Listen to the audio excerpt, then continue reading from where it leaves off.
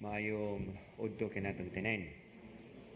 My dear friends, the words of our Lord Jesus Christ in our gospel today, of course, should not be taken literally, or else it would make a great conflict in our hearts when it comes to holding a banquet and to whom we are going to invite. Kay kung mauni atong sundon literally, gamay na tagastos atong kumbira, no? Kay mga masakiton dili sa nato kanog dessert kay daghan og sugar na daan, no? Di pa kanog litson kay high blood na, no? Mura na lang kape og pandesal na lang ato idalit nila.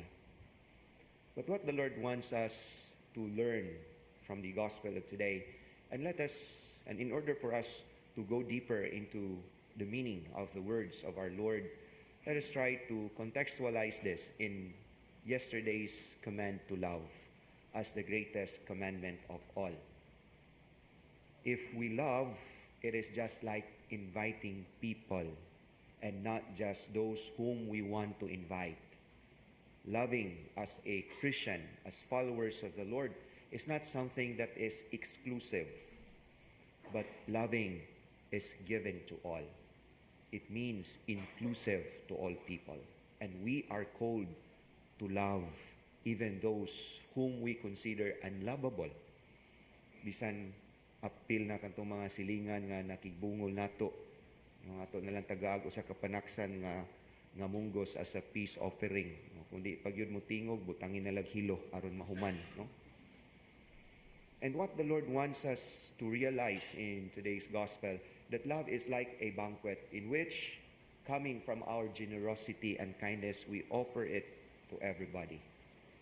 Not an exclusive thing, but something that is inclusive. The second way of loving is when Jesus asks us to invite the poor.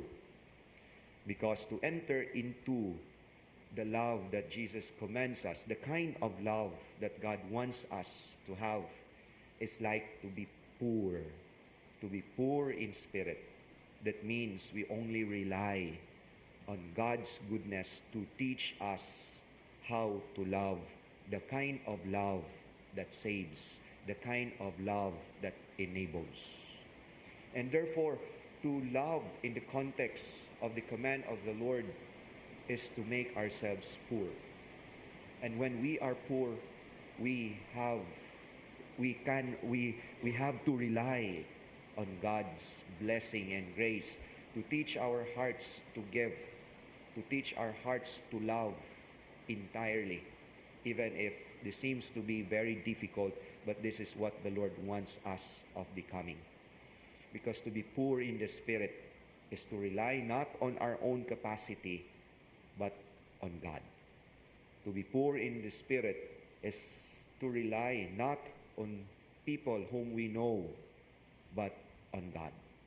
That in God's dependence, He may teach our hearts to love, to be poor, to teach our hearts to love inclusively, and so that we may have treasures in heaven. And that is why, my dear brothers and sisters, as we continue to heed the command of love, we ask the Lord for more blessing. For loving is not an easy thing, most especially the kind of love that Jesus wants us of having. There are a lot of difficulties and challenges, but this is never impossible. We ask the loving God to mold, to conform our hearts to be more loving as He wants us to become. Amen.